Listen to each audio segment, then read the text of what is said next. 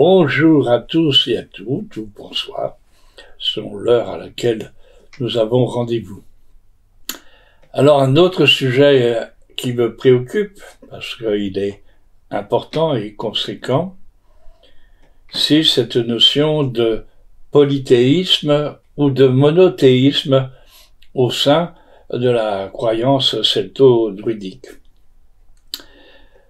Parce qu'on trouve différentes conceptions et cela peut parfois poser des problèmes d'entendement et de compréhension entre les uns et les autres, mais aussi au sein parfois de rituels ou de cérémonies.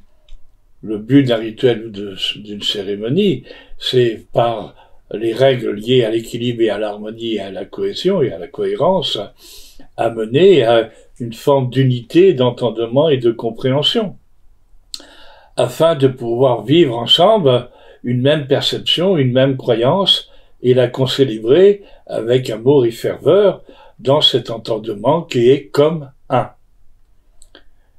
Et bien souvent, pour l'avoir vécu, à partir du moment où dans un cercle de fraternité, de sororité, chacun ou chacune a une perception différente de l'autre ou des autres en ce qui concerne un Dieu unique ou une multiplicité de dieux, un panthéon de dieux, eh ben je ne sais pas comment on peut sincèrement arriver à ce qu'on appelle cet égrégore, à cette osmose, à cette symbiose, en quelque sorte, donc, entre tous les composants du cercle sacré et l'acte à lequel ils participent et coparticipent.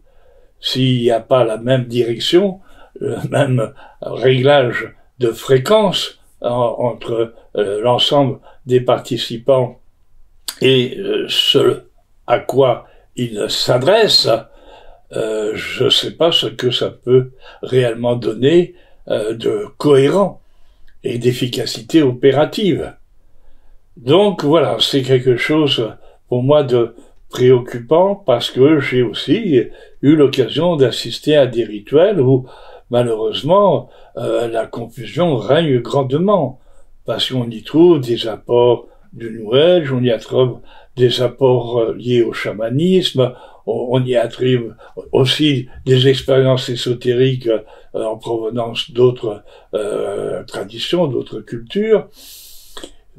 Sincèrement, je ne sens pas en cela ni équilibre, ni harmonie, et nous avons suffisamment en ce monde, dans cette société où nous sommes, d'éléments confusionnels pour en rajouter nous-mêmes.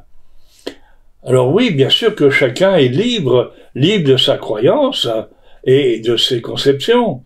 Certains croient à la réincarnation, d'autres n'y croient pas.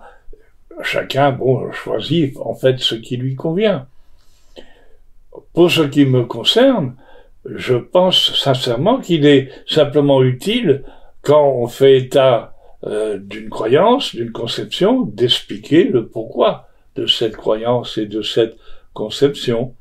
C'est-à-dire sur quoi elle repose, sur quel argument, à partir de quoi on peut postuler telle et telle disposition. Alors il est vrai que nos anciens, nos grands anciens, et par sagesse même, n'ont pas voulu fixer leur pensée en termes de croyance. Ils n'ont pas dit quelle était leur théologie.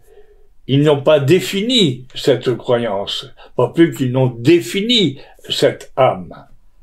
Ils nous laissent donc libres d'interprétation en quelque sorte. Et c'est peut-être là aussi une sagesse de leur part de ne pas avoir défini et de laisser chacun et chacune finalement, et de façon libre, consciente et intelligente et sensible, concevoir la façon dont ils veulent se rapporter, se relier, se connecter à une entité divine et sacrée ou à plusieurs entités divines et sacrées. Ce qui paraît le plus important déjà, c'est qu'on soit en capacité, quand on pratique, quand on émet une position, c'est de l'argumenter. C'est de donner à cette conception, à cette croyance, les éléments à partir de laquelle elle est fondée, elle s'est forgée. Et si possible, puisqu'on parle de tradition, à partir de quel élément issu de la tradition, issu des informations et de données que nous avons et qui sont accessibles au sein de cette tradition, comment nous avons forgé et conçu cette croyance et la façon de la pratiquer, et de l'incarner, de la vivre et de la ritualiser.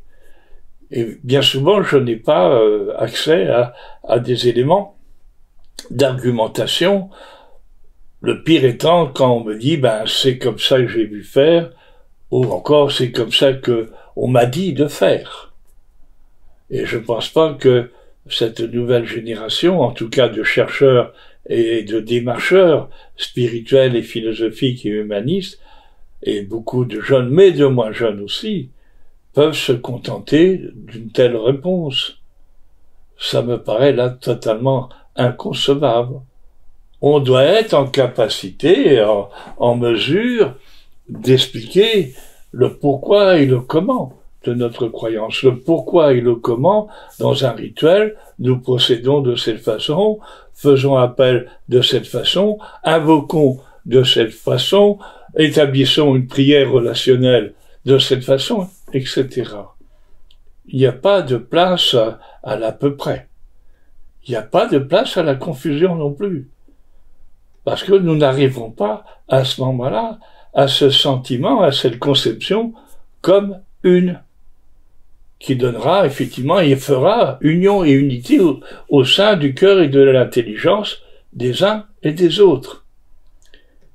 Et heureusement que je sens et je perçois de plus en plus une exigence qui vient des personnes qui nous rejoignent maintenant et de plus en plus, et elles ont raison d'être exigeantes, d'avoir cette exigence, parce que je ne conçois pas qu'on ne puisse pas leur répondre d'une façon qui soit satisfaisante.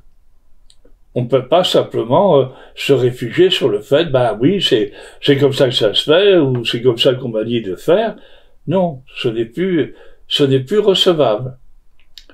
Donc, ayons ce souci dans l'accueil, dans la présentation vis-à-vis des personnes qui viennent à notre rencontre. Nous devons être en capacité, en faculté, claire et consciente, d'expliquer. Alors oui, bien sûr qu'il y a des divergences et des différences. Si ce sont des différences et des divergences de forme, elles peuvent se trouver compatibles. On peut rendre un certain nombre de choses compatibles. Mais si on touche au fond, à l'anima, à l'esprit même des choses, c'est beaucoup plus délicat. Soyons clairs et précis dans notre croyance. Parce que elle va être interpellée, elle va être interrogée, et elle aura besoin, effectivement, d'être présentée, expliquée, commentée, et surtout, argumentée.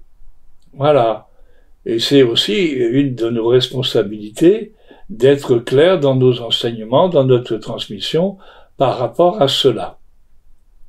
Et il sera heureux aussi de rechercher dans les rituels et dans les cérémonies la meilleure façon de concilier ce qui est conciliable, car tout n'est peut-être pas conciliable.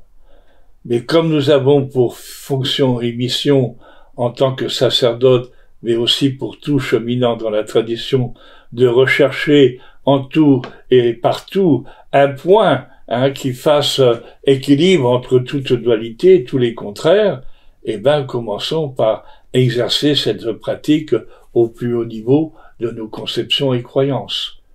Recherchons le point qui fait équilibre en tout cela pour pouvoir ensemble, tous ensemble, fraternellement, frères et sœurs, cosmunier à cette vérité fractionnée mais toujours une.